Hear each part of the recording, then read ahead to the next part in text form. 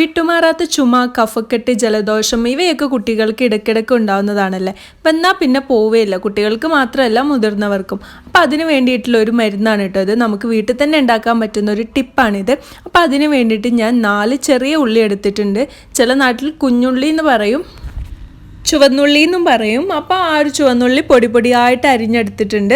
നല്ല നൈസായിട്ട് പൊടിയായിട്ട് അരിഞ്ഞെടുത്തിട്ടുണ്ട് കേട്ടോ. എന്നിട്ട് അതിലേക്ക് 1 ടേബിൾ സ്പൂൺ പഞ്ചസാര ചേർത്ത് നന്നായിട്ടൊന്ന് മിക്സ് ആക്കിയതിന് ശേഷം ഒരു 15 മിനിറ്റ് അടച്ച് വെക്കുന്നുണ്ട്. അപ്പോൾ ആ ഒരു 15 മിനിറ്റിന് ശേഷം അതിൽ നിന്ന് കുറച്ച് വെള്ളം ഇങ്ങനെ ഊർന്ന് വരും. ആ ഒരു വെള്ളം നമുക്ക് കുട്ടികൾക്ക് കൊടുക്കാം കേട്ടോ. ഉള്ളി അടക്കം കഴിക്കുന്നുണ്ടെങ്കിൽ ആ ഒരു ഉള്ളിയോട് കൂടി മുതിർന്നവർക്കും കുട്ടികൾക്കും നമുക്ക് കോരി കൊടുക്കാം കേട്ടോ. അപ്പോൾ 2 ദിവസം 3 നേരം വെച്ച് കഴിച്ചാൽ പെട്ടെന്ന് തന്നെ നമ്മുടെ ആ ഒരു ചുമയും കഫക്കെട്ടും ജലദോഷമൊക്കെ മാറിക്കിട്ടും. അപ്പോൾ എല്ലാവരും ഒന്ന് ട്രൈ ചെയ്ത് നോക്കുക കേട്ടോ. ഇതുപോലുള്ള ടിപ്പിന് വേണ്ടിയിട്ട് നമ്മുടെ ചാനൽ സബ്സ്ക്രൈബ് ചെയ്യാനും മറക്കരുത്. So thank you for watching.